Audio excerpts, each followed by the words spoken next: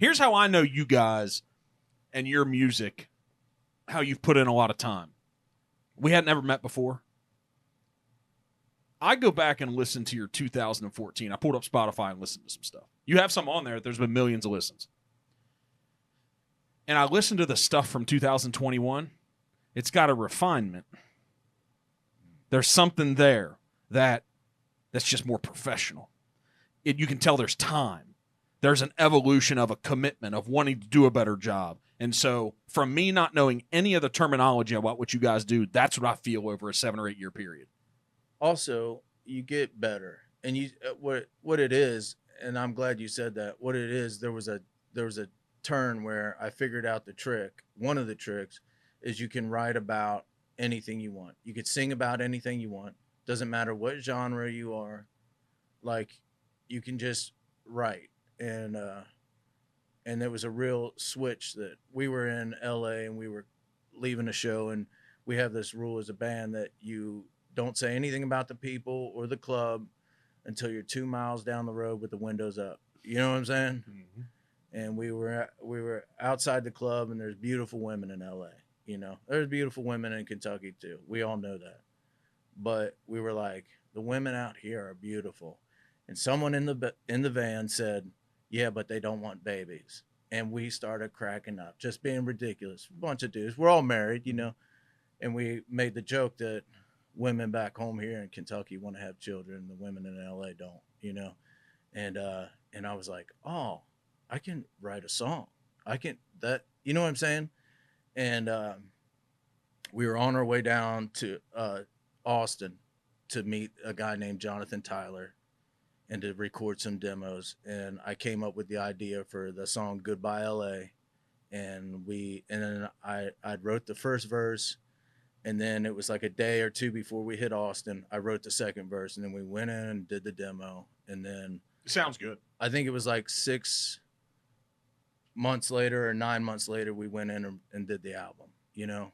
But I don't know. I think you figure out as an artist, you know, who you really are. And I think that I'm still figuring it out. And I think that I really just want to be like a genuine person, because I think you always want to be somebody else. You always want to recreate something, or you hate yourself so much you want to be something else other than what you are. And I think that my goal right now is to find the real person. You know what I'm saying? Like to sing the way you were intended to sing, to write about whatever, and to be truthful. Like, that's the thing. Like, that's what we were talking about before. It makes people uncomfortable, and you make people squirm in their seats because they can't handle it. You know what I'm saying?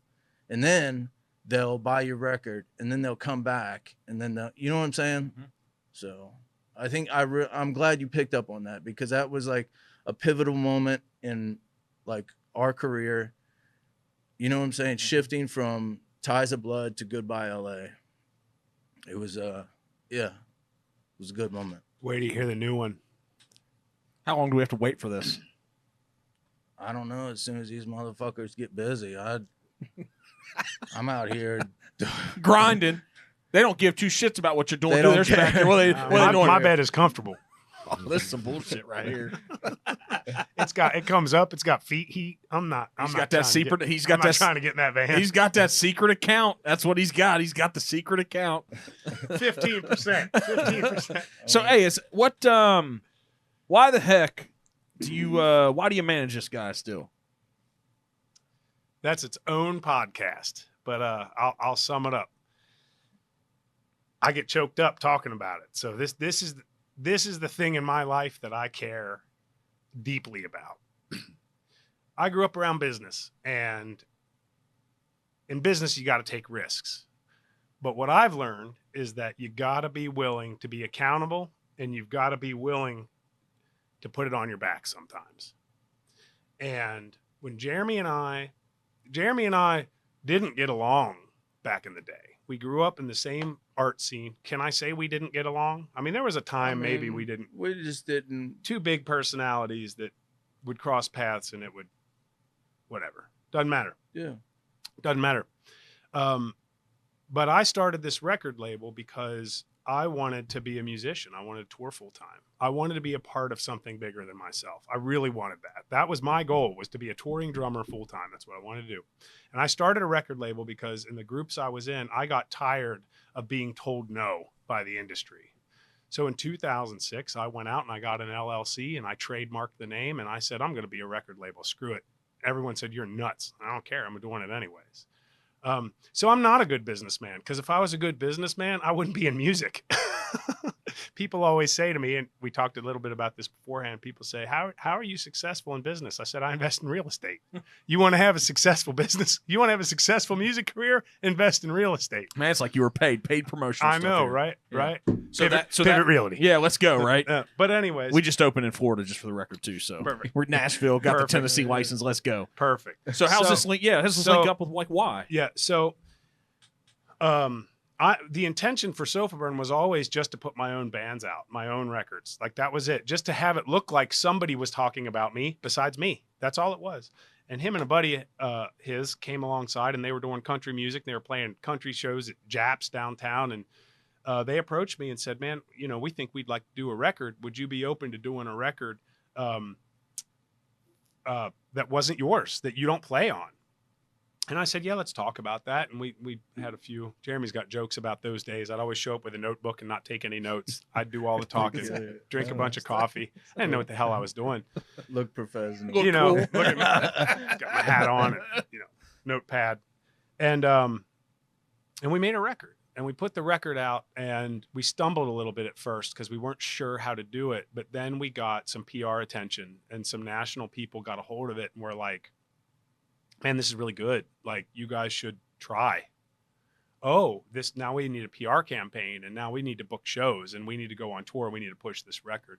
And as this thing evolved, I wasn't always Jeremy's manager. I was the record label. I was just like, yeah, let's put this record out and see what happens. And as we went along this journey, it became very clear several years ago that he needed someone to handle the money. He needed somebody to oversee social media, to handle day-to-day, to book hotel rooms. I mean, everything needed to be handled because he's working full-time and trying to make music and has a son and like all this stuff going on. And we had a few people kind of in and out helping out, but I just, to be honest with you, wasn't satisfied with what I was seeing. And I was like, you know what, Jeremy, correct me if I'm getting any of this wrong. Maybe your side of it's different. You're good. And I got together with my guys at the label and I said, I'm going to manage him.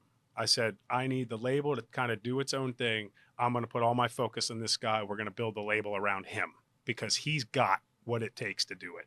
And this is before really the second record was even out yet. It had just been made. And we decided this is the horse we're going to back.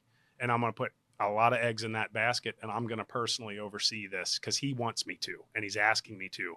And I think it's the right thing.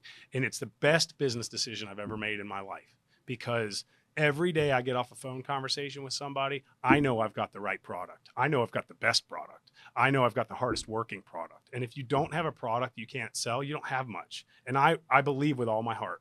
I had a conversation with a distributor last week and they were looking at the numbers and we were just talking. And then he opened the floor for me to give my elevator speech. And at the end of the thing, he wanted to talk more because I know he can do it. If he puts a guitar in his hand and you put him in a room with 3 people, someone's crying every time because he knows how to go there. He really does. And, you know, did I see myself in this role when I started playing drums and I wanted to be a full-time musician? I didn't see myself being on the sidelines. I saw myself on stage.